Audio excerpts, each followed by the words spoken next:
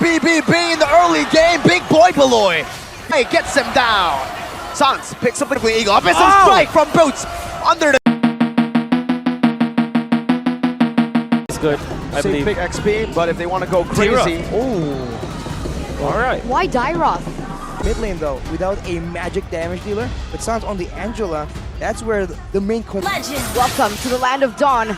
As again, that's what they're going for. You're right, Keyboy already very aggressive, trying to pressure Niall from the get-go. I like the wording here. They need to Luke for the early game. Through Luke, exactly. Because Luke is the guy who can actually hold this off. Niall doing a good job at securing that orange buff already. It's with the pre-level 4 power. Luke jumping in with the help of his team. 3v1, Kyrie secures it with Retribution. Beloy gets out, and Niall is super behind. Now 1 level only. For a surprise play earlier, but now Boots on the top side in the 1v1. Keyboard's gonna die again, but that's all good for now because Boots finds a trade up top. This 1v1, the guy who can hold his own in the early game, not doing too well. And is that not the issue for the EXP lane for Geek Fam, right? Khalid, very strong laner, but does he not require snowballing? I think he requires a bit of snowball, definitely. If he wants to be that big menace, they can just go all in, but now a boy getting zoned away by an Angela. Now Keyboy! Sans! Gila Sans! Keyboy wasn't necessary in that fight, and even on the turtle side, Kyrie gets it. That's the first team. Niall zoned away from his own orange buff again. Level 3. They're doing what BTR did to them, and Niall goes in, but Kyrie finds a retreat. Now a boy, his 4th death on the way. Luke jumps in with a raging sandstorm, unable to find the connection, but they are able to take Keyboy down, and Niall finally gets a little... Meanwhile in the mid lane, what? Meanwhile in the bottom lane, that's a blazing duet. Beloyski connects onto the back, but CW has that BMI placed down, and I actually would say he actually won that trade 2v1. Now Sans is on the way. They can cancel these recalls to delay it even further. That's what they do, and this will severe. It's in the middle of the lane. Onyx might just go for it. Very greedy maneuver here, but the guy in win gets him out. Power of Wilderness. Not going to be used just yet. Oh, he gets cancelled. Beloy! That's the BBB in the early game. Big boy Beloy. He saves Marky and gets him a kill. The timing on that. They're getting some chunk down. The Wisdom Strike doesn't connect, but what does is the Retribution on the turtle. Beloyski circling Eagle just to buy some time, just to halt Onyx for now. This is can they keep this ball rolling? Because we know that Geek Fam, they're very intelligent to bring things back. Feels like right now Geek Fam has recovered though. They are trying to get their footing back, and Niall finally is getting some of the buffs that has not been allowed to him in the early stages of the game. It's almost like Onyx kind of leans more into the early game. No assassin, but all these fighters, especially with the Direct as well, everyone's just trying to be even more aggressive. Even Keyboy, look at Luke! A Wisdom Strike, that's a Raging Sandstorm defensively used into the turret. Keyboy with the flicker forward. Oh! It's a bait by Luke! And now Boots gets caught as well. That's a hard guard to save him. A big resource burnt out. Who won that trade? I think all things considered, it's still value for Onyx because they keep losing Keyboy. And while all the attention is on instinct to know when there's a chance to use this hard guard to just throw a screw in the, throw a wrench in the plans of Geek Fam. With so much going on. Gets him to safety. Marky shredding down on that HP bar. Level 8 to CW's level 9. 1 level lead right now, that's Niall, who finds the orange buff. Meanwhile, Luke in that XP lane, just tearing down structures. At this point, he goes in for the structures, he plays the macro game, slowly winning it, slowly keeping Geek Fam worth in this 6-minute game so far. The late game was kind of concerning, but for now, look at Boots. Let's see this retreat battle. It's Niall versus Kyrie. Last hit, there you go, with the retreat. Chained perfectly by Kyrie. Flicker out, CW dives in deep, has the hard guard, gets back to the BMI. Meanwhile, Keyboy against the world. Niall, whoa, going a bit too aggressive, punctures twice. BMI gets him down. Sans picks up the kill. Beloy now in the midst of it all. Jumps into the circling eagle. Jumps out with the circling eagle. Up is a strike from Boots under the tier 2. Now it's a boy getting that choke point down, forcing Onyx back for now, but it's still a winning trade for Onyx. Oof, all the aggression, man, and Boots on this Dyra. Very high win rate, unpredictably, but Kyrie goes again. Good taunt into the front. No black shoes means you can't go back. Luke has already used the healing, and now Boots gets a double.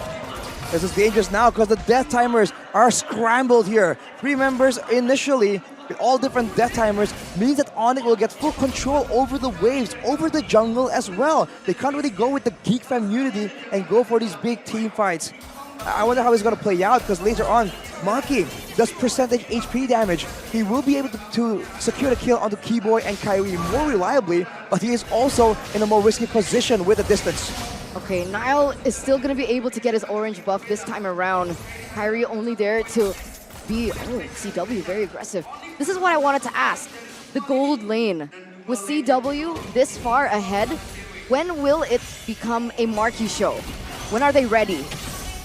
Ooh, I think it depends on how the game goes, how much farm they can get. Right now, Luke is the main target all the time. And Luke is dead now. It's a puncture by Niall, used up the hard guard. Great timing on that. CW is able to fend off for now. CW jumps into the BMI, onto the back right now. Boy gets chunked low. They're looking for more on the board. Gets to the BMI behind him, and Kyrie is forced back. Mid lane, tier 2, targeted by Onyx. But Geek Fam will not let them have their way. For our boy, he just actually has 2 kills. But at the same time, now has been pressured, and so has a boy in that mid lane push power. And Luke, 1 and 4 on the Khalid is not ideal. But can Onyx end before that 16-minute late game power spike, where the goal difference will just start to diminish? That's definitely the question here. And it's looking like they're trying very hard. They're using everything they can. They're using every capacity, every possibility to do so. And it's going to start with the first Lord that they are able to take away here. 7,000 gold lead. I don't know if we should even be talking about gold gaps at this point, because what we saw in that previous game was unfathomable. But this does give an idea of how things are going in terms of items. If we get the items right here by Dunya Games, the fleeting time is finished for San, so they can be a lot more aggressive with it. And Boots, despite 5-0, you would think he'll go with a bit more damage, a bit of a mix, but no, it's full tankiness. He knows all he does is shred physical defense for CW to come in and mow everyone down, no question. I love this build by Marky. He knows that his team is super behind. He needs to get that item power spike quick, so that's why he didn't actually complete the boots. Went straight for the DHS here, third item. If that's your question, Eterna, when he gets that damage, it's the DHS. But when will the actual power spike hit? In my opinion, it has to wait for the win in nature. He needs to be able to survive these team fights before he can actually deal that damage. So that halts him for a bit. If he goes for that greedy effect, wait, Niall jumps in. If he goes for that greediness in the item builds, then he can get the win in nature by, what, 12 minutes. All right, so that's what we're looking for here. DHS coming out for Marquee. Well, it's a 9k gold difference right here, but we have just seen that Geek Fam can come back from even worse. There you go, that's the 1v1 kind of style. Like Mirko mentioned, not enough just yet. The win of nature will be a big factor later on, but with Sans building the Holy Crystal, he will have more utility items later on. But for now, this Angela, as we've seen all during the early game, is still doing both healing, but also good damage towards the members of Geek Fam. I will have to say, though, I'm very impressed by Niall, right? Because against the Hilda, we saw Kyrie was 5 levels below of Super Ken in the BTR versus Onyx matchup. Niall has been able to kind of neutralize that by quite a bit. It's only a 3-level lead. And for Niall, that doesn't matter. We've seen him in this same exact position, and yet he's still able to get that retribution over Onyx. Is it the setup? Is it his own particular skill that he has above Kyrie? I think skill definitely plays a part here. There have been buffs contested by Onyx that now has been able to secure. So that's definitely no small feat. He has made those crazy retries before. So that is definitely something that Geek Fam can use. But I don't think they really want to bet everything on something that is just so risky, right? They want to go for something with a higher chance of succeeding. CW, he's posturing here. They're looking for a bait maybe before the setup for the neutral objective. The Lord is 18 seconds away. The players are feeling it. They're recalling in each other's faces. They're baiting each other out. But at the end of the day, it's still Onyx with a 10k gold lead. It feels like a Olivia Rodrigo song. Learn some lessons from the previous game, not the first game. Because I think they're going to try and be a bit more aggressive here, knowing that this first Lord, it's not as powerful, but this is the moment where the power spikes from Geek Fam are also not quite there yet. They can try and go for a bit more of a risky dive, and that, I think, is required. It can work out in favor of Onyx or Geek Fam, but I think at this point, the game is way too competitive for any team to get something without risking something equally large in return. This is where the Lilia comes in clutch, right? They really need that Lilia to be able to do this. They are trading in a Lord for just some minions down below to get Marky to that item power spike. The Lilia helped, and we saw that earlier as well in game number 5. I think the orange one was stolen by CW right there. There's one in the hands of Marquis though, but he was the one, CW was the one closer. So we'll have to see. The waves are being set up right here. I think Sans will be comfortably just pushing on the bottom side, coming in with the hard guard. Into who? That is the main question. That is what Geekdom has to anticipate. You can see the Blooms already in that mid lane, helping chunk it down. Even Marky just shreds it. Kyrie in the front, the true damage to fade away. The hard guard comes in clutch. Raging Sandstorm coming into the back line right now with Niall as well, but it's Luke who ends up losing his life a bit too hasty, but they have defended. They have defended, and Marky finally gets that item power spike that you mentioned earlier on. Loisy goes in, doesn't commit onto this particular situation, but Onyx, they're looking to force something out. It's a 5v4. This is the moment. This is the opening to go for a big play. But Geek Fam are still denying it away from Onyx. A 12,000 gold lead. If it's not this Lord, it's going to be the next one. But you can see the urgency that Onyx is playing with. They're going in, they're diving, and now CW is alone. Gets caught. Oh, the hard guard gets him back to full HP. Onyx have gotten 2 members down now. With those picks, though, can they find something else? The base turrets are ideal, but with the Death Hammers down, they can go for a dive. 5v3, they can very easily tank this turret up. CW is looking for exactly that. Boost just jumped into the back right now. He can't get too greedy though. They need to still stay disciplined. They don't have the many waves for now. It's building up again. 10 seconds for Beloy, 13 for Niall. Some good damage on the CW. Oh, it has popped the Rose Gold. That's a big win for a Geek Fam. I thought that could have been it. I thought Me they could too. have ended that. I was already on the edge of my seat there. Ladies and gentlemen, again, this grand finals is everything that we have been waiting for, everything that we have asked for. 14K gold lead, and it really doesn't matter at this point. It just takes one particular moment for Deal.